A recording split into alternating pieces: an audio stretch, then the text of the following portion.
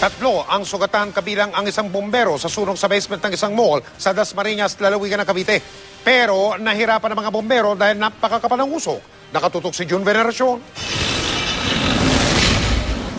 Sa confined area o kulog na lugar sumiklab ang sunog kaya gano'n na lang ang kapal ng usok. Hindi pa tukoy kung ano eksaktong mitya pero nagsimula ang apoy mag-aalas 9 ng umaga sa isang tindahan ng mga gadget and accessories sa basement area ng SM Market Mall sa Dasmariñas, Cavite. Estimated damage 2 million. Pending the submission of affidavit of loss ng mga victims.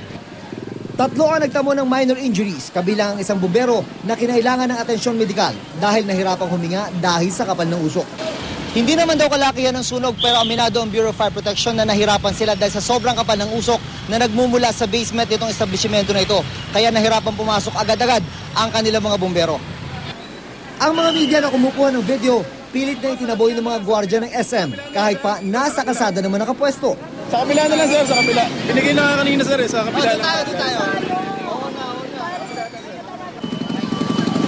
Napasugod naman ng mga tenant para kunin ang mga pwede pa nilang maisalbang gamit.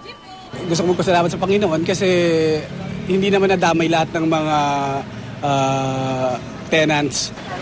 Umabot ang sunog sa third alarm, kaya 7 fire truck ang rumisponde. Pasado alas 10 ng umaga nang magdeklara ang BFP ng fire under control. Ayon naman kay Nili Dizon, Vice President for Marketing ng SM Supermalls, normal na ang operasyon ng SM Market Mall at nagbukas na rin ang ilang tenants.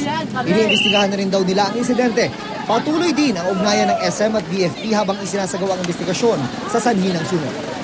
June Veneracion, Nakatutok, 24 Oras.